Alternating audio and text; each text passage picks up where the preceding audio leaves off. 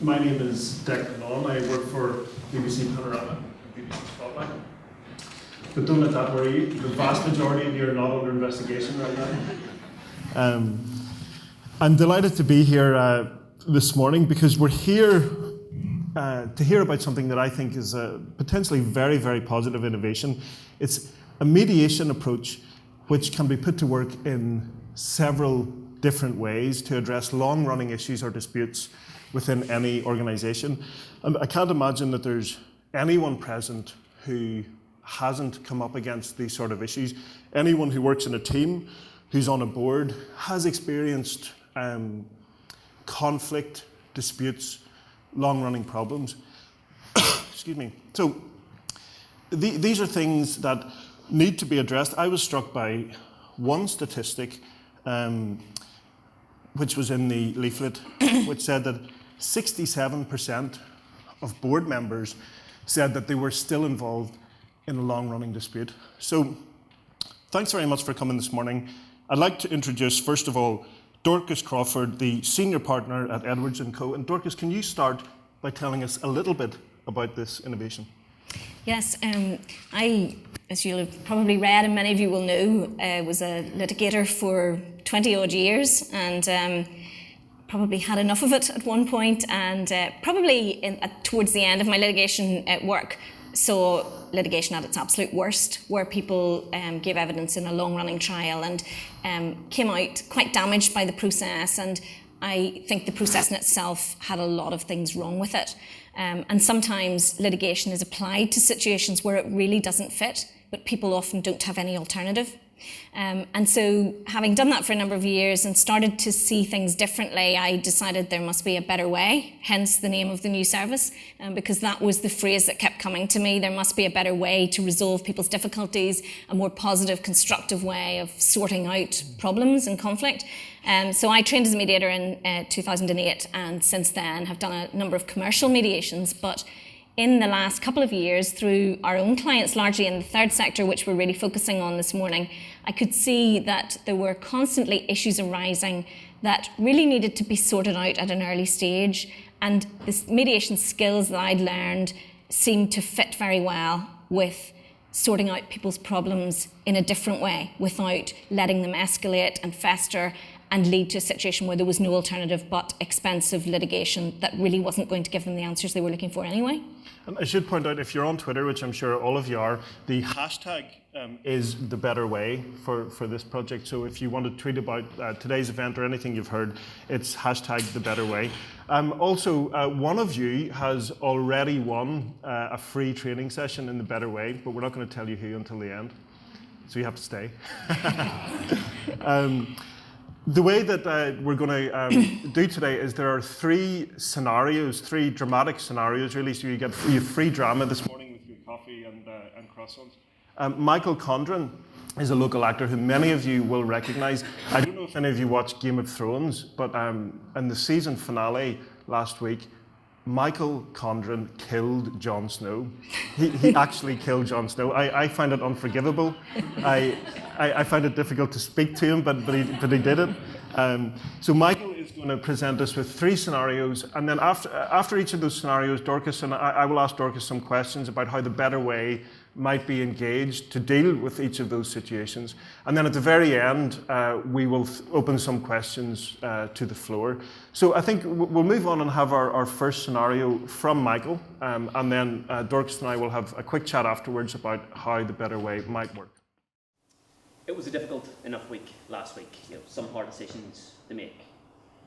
It basically boils down to whether or not we support a small number of people in residential care or a greater number of people still living at home. Well, there were obviously pros and cons, and the meeting went on quite a bit longer than we'd expected. We'd been through it all, in the previous month, and I thought we had a majority in favour of moving to support people in their own houses. I thought we'd thrashed out all the arguments and everybody was clear. Nobody was pretending it was an easy choice. It just doesn't make sense to pour so much funding into something that's only benefiting a few. The difficulty is that people get bogged down in individual cases. But as a board, we have a duty to see the bigger picture. It is our job to deal with the strategic thinking of the organisation. We actually had a whole week training on this. The woman that took the course made a really big deal about the fact that you must be able to see beyond your own personal interests. She stressed over and over again that if you are ever in a situation where any of your friends or family are involved, you must make that known. Anyway, you can probably guess that things didn't go the way we hoped. One of my colleagues stubbornly refused to see the point. He really didn't have any sort of argument at all. I had a feeling there was something something not quite right about it. But unfortunately, he has a lot of influence on the board, and he can be very hot-headed at times. The next morning, I get an email from one of our best board members. Says she's had enough. Says she wants to resign. My first thoughts were, well, I think I'll join you. But what we are doing is it's too important, and I am not prepared to give up. So, by the time Friday night came, and I can tell you I was ready for the weekend, the wife and I decided to go out for a meal, a few glasses of wine. We were just looking through the menu when I started to listen to a conversation beside us. 3 women raising their glasses to a name that I know only too well, singing his praises, saying how great it is that he's managed to keep the home open for his mother, and how he had shown the rest of them on the board who was boss. And it all fell into place. So much for all the fuss we made about conflict of interest, declaration of interest, not to mention the duty of confidentiality. I can't even remember what I ordered. I just remember suddenly seeing the waitress beside me at the table, and I think I picked the first thing that I saw on the menu. It's what I do next is the problem. Huge issue there that affects particularly the public sector and the charity sector, which is conflict of interest. How would the better way be engaged to deal with that kind of situation? Well, a number of things that the scenario highlighted were, of course, the conflict of interest and some of the legal issues, and also at the beginning we heard the person from the board recognise the fact that there is a duty to resolve these things, and that actually is endorsed by the Charity Commission, who now oversee the third sector and, of course, have guidance on these kind of issues. And apart from me saying is the better way, I've seen these issues arise for clients, and there are practical reasons to do it differently. There is also a duty to do it differently, which was flagged up there. The Charity Commission expects trustees to resolve these kind of things themselves. They actually recommend mediation, in fact, to resolve internal disputes, and they highlight the fact that trustees cannot afford to have these things go on in their board because they're not going to stand up to scrutiny ultimately. So that can't happen. It's very bad for a board to allow those kind of things to go on. In the better way, the service that we offer is based on prevention, diagnosis and resolution. And that's through the service that we provide for education, facilitation and mediation. And initially what we would do in a scenario like that is possibly this guy who's particularly concerned and has realised there's an issue, hopefully he's been to a seminar like this and understands what the Better Way does, or he's seen the website. If he feels that he couldn't necessarily go straight to, for example, a mediation situation, there are stepping stones on the way to that. And what I would recommend maybe is initially a training session for his board, which is a very subtle way of explaining to them that sometimes, in an anonymous way, disputes arise that are very important and that need to be dealt with. And the training session that we have designed is to help people to pick up early signs. These are quite late signs in this scenario, but it may have been that it may be that he feels there's so much tension on his board that he can't actually go straight in and say, we've got an issue here, guys. You can see the sensitivities going on there. So he might be able to just say, I'd quite like us to do a training session on what conflict does to an organisation. And as the Better Way, we can come in and do that session in a subtle way. Once it gets past that, the next stage, if it's a bit more serious or they're at least beginning to recognise there's an issue, then the facilitation piece that we provide might be a really good solution for this board, where I as a facilitator would work together with the board, and we have a service that I call Naming the Elephant, which helps people to recognise, first of all, that there is a dispute, because of course they can't start to solve it until they recognise that the dispute exists or the conflict exists, like in this case. So that might be appropriate here. So by getting the training, you can bring the issues out, name the elephant? Absolutely. One of the difficulties with disputes across the board, whether it's commercial disputes, whether it's in the third sector, whether it's in the public sector, where there are people, there are disputes, of course. One of the difficulties with them is that people do not like to admit that they're in a dispute. They're embarrassed by conflict. They also have all sorts of reasons why they don't like to disclose it, as Michael dealt with just now. And so there's a piece of work that everybody needs to do at the very beginning to actually recognise there is an elephant in this room and we better give it its name before we can actually start to solve it. Now, forgive me for asking this one, right? But you work for a law firm. Isn't it in your interests for people to litigate rather than mediate? Well, that's absolutely right. And a lot of my firm's work is making fees from litigating. And there are situations where litigation is the right thing to do. But there are an awful lot of situations, as I said at the beginning, that are not suitable for litigation and where litigation simply increases costs and doesn't produce a solution that works. But in addition, being a lawyer is also about serving your clients, and you've got to do it in the right way. So if your client comes in the door, you should have a toolkit for them. That doesn't necessarily mean issuing a writ to go to the High Court. So happy clients are probably more repeat business. So although you're not necessarily making the big fees that you might make in litigation, the clients are getting help from you, they're satisfied, and therefore they're going to come back for another solution. So it's about client satisfaction as well. So a situation like this where someone has an ethical problem with something that someone else has done, you would recommend a training session in which these issues can be brought out into the open? I think that would be a good start. If they've gone beyond that, we might go straight to facilitation. Well, let's talk about that, because the next scenario that Michael's going to present for us now is quite different, isn't it? Yep. Michael. When I was asked to sit on the board, I have to confess I agreed very reluctantly. I'll do it for a couple of years, I said. That was nearly 15 years ago, and I'm still here. Well, the others, they rely on me to keep them right, and to be honest, I'd feel I was letting them down if I resigned. I couldn't fault them. No, they never put me under any pressure to stay, and in fact, they're very considerate. They keep asking me if I need a break.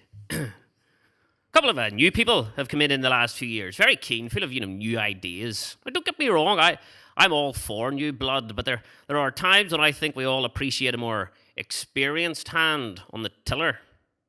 Change isn't always a good thing, particularly if you rush into the things. Now, apparently, we're not up to date as we should be with some of the paperwork, changes in legislation and all that. But as I explained to them at a meeting last week, these things are always changing. And if we were to try and keep up, we'd end up spending a fortune on legal fees. I don't think anybody up at Stormont will lose too much sleep over the odd paragraph in our governing document. Now, the way things have worked out, 4 out of the 6 of us on the board, you see, we were all a member of the same golf club. It's handy if a decision needs to be made quickly. We're all together on a Saturday, and we've always been able to push things through. Well, unfortunately, one of the new directors is a member of the gentler sex. We obviously don't see much of her in the clubhouse. I think her nose is a bit out of joint over the things, we decided last month, but she has a couple of youngsters. I presumed, she would have her hands full looking after them. And then I suppose, she'd be out shopping at the weekends and, catching up on the housework. Yeah, you have to watch what you say nowadays. This one and another girl joined us last year. I was keeping them going about bringing a few wee buns along to the meetings and making the tea. Well, yes, that went down like a lead balloon, I can tell you. And then we got into trouble for not giving them enough notice of meetings. We had a special tournament running in May there, and we had to swap the board meeting to the following week. Apparently that didn't give this one time enough to arrange a babysitter. Well, I nearly said if she spent more time with the baby during the day instead of out working. But Derek kicked me under the table just before it was out of me. Well, I have to hand it to these women. They are persistent. If we move through the issue of changing the governing document once, we've been through it upteen times. To hear them, you think we'd money to burn. Between ourselves, I'm hoping, one of them will find it all too much and step down. No prizes for guessing who wears the trousers in that house.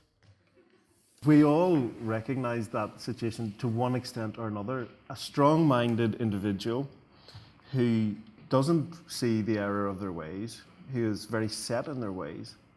What do you do there? Yes, it flagged up a number of things, and I thought it might well get a few smiles of recognition.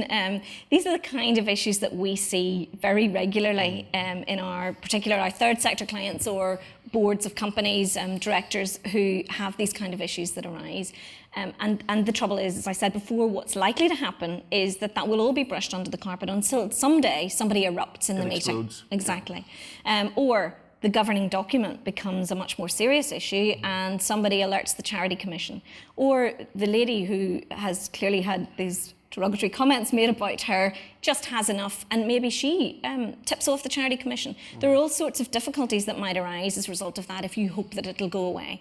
So that is probably a fairly advanced difficulty, I suspect, and it may be that it's beyond either picking up in a training session or facilitating a let's work together to try and find a solution, and it may actually move to a situation where mediation is required. Well, let's say that happens. Let's say someone does explode at the meeting. Let's say the lady complains to the Charity Commission or someone else about sexism. Where does the approach come in then? Because this is different now. This is not just, Yes. bringing out issues, is it? Yes. In that situation, I mean, let's leave the Charity Commission aside because that might open a whole new can of worms, which may be into a whole legal issue, although I suspect in that scenario that is a situation that this Charity Commission would encourage mediation to try and resolve the dispute as they do in their guidance. But what would probably happen is, I suspect the chair or the chief executive maybe who has realised that things have gone beyond the pale, you would hope that they would have found out about the better way and therefore would bring us in. Now that is a situation where it may require a mediation to take place between the particular parties involved. And the benefit of having a mediator come in from the outside is the neutrality as well as the confidentiality. And do you bring the two individuals together or do you meet them separately? How does it work? I think it depends. The great thing about mediation is it's very flexible. In that type of situation, if I were coming in as a mediator, I would talk to maybe 2 or 3 of the parties who have seen what's going on. I would speak certainly to the 2 who are maybe at loggerheads, this chap and the female friend, and then maybe talk to the board about what the background is, how this is built up, what other people think. But ultimately it would be the hope that you would bring them together around a table to try and find a way forward. You've been doing this for years in the commercial sector, haven't you? I mean, what is your success rate? In the commercial sector, the success of mediation is amazing. It's something like 75 to 85% of cases settle on the day of mediation, and then Really? there's more success usually in the weeks after. So on the very first day that you're in, you can usually, even issues as advanced as that? Oh, I mean, that would be a fairly mild issue to deal with compared to some of the commercial mediations where you're into multi-million-pound contracts between parties that have been fighting for years. But it's interesting, is that I saw another statistic that jumped out of that leaflet at me was that 29% of board members said that they had a dispute that actually affected the survival of their business. That's right. The statistics you're quoting, Declan, are from a recent survey by the International Finance Corporation and CEDAR, Centre for Effective Dispute Resolution, who did a study on board disputes. And among the other statistics, that was one of the things that the board members they asked, said that they believed it actually destroyed an organisation. And that's because that kind of situation has probably already been going on for a year. Board meetings have become totally ineffective. He said in one of the other scenarios that decisions aren't made or they're revisited. How can an organisation really progress on the basis that the people running it are at that level of conflict? Let's have a look at the final scenario, and then after this scenario, we'll take a few questions from the floor before we finish. So, Michael, if you want to give us the final scenario.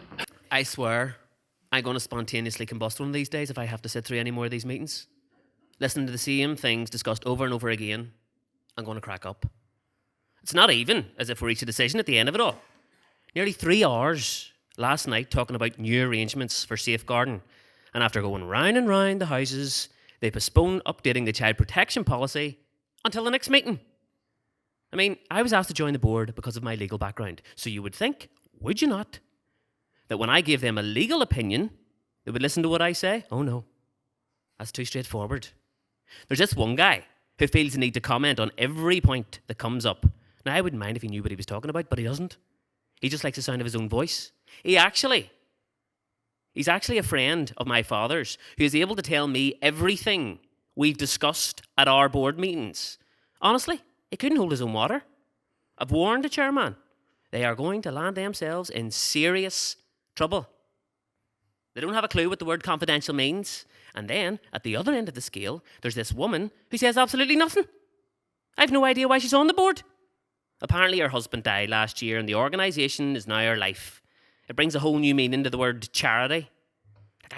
I don't want to be harsh, but it's got a bit hot and heavy during the last few meetings, and we've had to vote on important issues.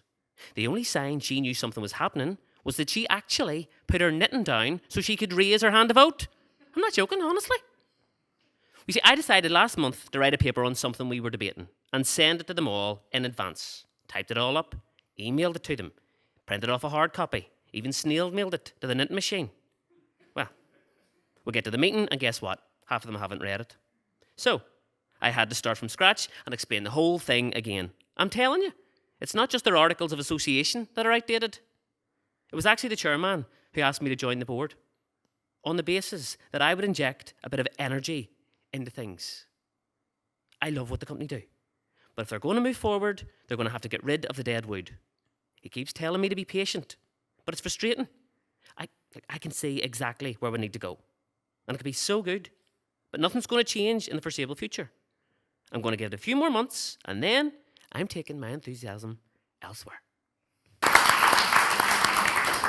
Michael, thank you for all three scenarios. That was great. I'm starting to forgive you for killing Johnson. Lots of issues in that scenario, right? Because you have a young, assertive person who wants to change a board. You have people who are maybe resistant to change. And maybe a bit of blame on all sides because that might be a little bit too assertive and too impatient. What is the better way offer there? Well, one of the issues that I come across regularly, and we do when we're advising particularly charity boards, is that there is a difference in understanding in what is required of you as a trustee. There are all sorts of legal duties as a trustee, which my partner Jenny Ebbage speaks regularly to charities to keep them right in that way. But also there is this underlying duty to run the business effectively. And what happens is that people get distracted. There are personalities involved, as I said before, where there are people, there are disputes, and often on boards there are strong personalities like this, and we see this very, very regularly. And there are different interpretations and perceptions of what is required of you. And one of the pieces that I've worked on and prepared to use as a service in the better way is working together as a board to come to a kind of charter of conduct or an agreed code of conduct. And it can be really simple things that spark off major issues like half the board come to the meeting having read every detail of the paper. Mm-hmm. Others turn up and say, oh, I'm sorry, I was too busy. And then the person who has read them says, well, I'm very busy too. That's disrespectful. And what's underlying the issues becomes resentment and builds up into a really dysfunctional, ineffective board. Yes. So agreeing that as simple as we will all read the papers before we come. We will switch off our phones before the start of the meeting. We will have breaks every half hour. It's not rocket science, but people do not generally tend to sit down and agree how they will operate as a board. And do you find have you seen boards that have become dysfunctional and ineffective for these small reasons? It starts to affect in the commercial sector the bottom line, or in the charity sector fundraising. Actually, it gets stuck in kind of stasis. Nothing happens. That's right. In terms of the organisation going forward, it affects it. But also, what happens then is that you get little fights breaking out between the chief executive and the chair, and sometimes employees who are then being asked to do things. What's very common is that the board will send a direction to the chief executive to do something. And then somebody else from the board comes and tells them, actually, that's not what we agreed at the meeting. What you should do is this. And you have a chief executive or some of their staff who are very disaffected by what's gone on, frustrated. Then you get conflict breaking out between employees, and that ends up taking up hours of time that people could be spending doing the work of the organisation. But speaking of that, it's not just at board level that the approach can work. It can work at any level in an organisation. Is that That's right. There's part of the Better Ways services, workplace disputes, where employees have issues that, like on a board, conflict builds up, and you start to notice signs like people not turning up for work regularly on a Monday, sick leave, difficulty recruiting staff, and you then need to look at what's going on behind that and again name the elephant. So who instigates it, Dorcas? I mean, who makes the call to bring in the Better Way? Well, quite often I think it would often fall to a chief exec who maybe is seeing what's going on a board and saying we really need to sort this out. It may be a board member. It may be, as we talked about initially, the sexist issue, who maybe flags it up to somebody or actually makes an official complaint. But that's where the training piece is very significant. As I said, it's a kind of subtle way. Yes. If you feel you can't really raise this at the board meeting, you might say, oh, could we do half a day's training on this or an hour's training? And then people might feel freer to contact us and introduce it in that way. Yeah, so you have at an early stage, you have training, prevention, and when things are more developed, facilitation. The key is really the early intervention. Yes. The sooner that you can start to, the classic nipping things in the bud, the sooner you can start to do that, the less entrenched positions have become, and the more likely you are to have people wanting to find a solution and not taking their enthusiasm elsewhere. Well, I think you'll agree, like I'm sure, as I do, in terms of the scenarios that Michael presented, there are many things that ring a bell there. As Dorcas said earlier, everywhere there are people, there are disputes, and it's just a question of the extent to which we let those disputes, undermine Escalate. the effectiveness of what we're trying to do, either commercially in the charity sector, indeed in the BBC. I'm sure some of you have questions about the approach. Would anyone like to ask a question? No. I wonder whether we could have prevented poor old Jon Snow being killed. Yeah, I know. That was A bit of quite, intervention. that was quite a dispute. There's another part actually that I meant to mention as well, Declan, which is because it's not just a negative thing solving a problem when it arises. Part of the facilitation service from the Better Way is to help people when they're forming mergers, for example. We've a lot in the third sector at the minute. People will be very familiar with the number of mergers that are going on. And where that happens, you have sometimes two completely different cultures from two organisations that look like they fit together. Maybe a cancer charity where it's an obvious thing to merge, but actually you're bringing together people from quite different backgrounds who have their own ways of operating, and even though it may make sense in the big picture for the charity to merge, there will be a lot of baggage, for want of a better word, that people will bring to that. And one of the services I offer is neutral chairing and facilitating mergers, and maybe also succession, where one business or one charity is taking over the work of another, and it helps the smooth running of it. So one of the things we often have to do in our charity department is deal with those mergers of bringing people together. And quite often in the course of a really positive deal, wheels come off. And sometimes they're just about personalities, or sometimes they're just about history. And so smoothing the way, somebody coming in who's completely neutral to be able to see the bigger picture and help people to work together to form a future that is very positive, to get the conflict and the difficulty and the differences out of the way before they start to move forward. I was very interested earlier when you mentioned that you have had in the commercial sector a 75 to 85% success rate, often with one day's facilitation. Yes, I mean, this is not a process that takes weeks and weeks or months and months. Quite often it'll be a day, half a day, a couple of days maybe spaced out over a few months. If, for example, I was working with a new organisation that might want to start from scratch and really build a very consensus-driven approach to their future, that might be a series. But often something like this, half a day of working with people where there's a will to resolve it, and with it. The neutrality is the key. Somebody coming in who doesn't take sides, who hasn't got part of the history, and who's able to see both sides of the story and see the common ground and focus on that. And people really generally do want to do that. It's just that maybe something's stopping them from the history of the organisation. Well, it sounds like a fantastic approach, and thank you very much for talking to us. Thank you. And Michael, thank you for your scenarios, really good. And thank you all for coming.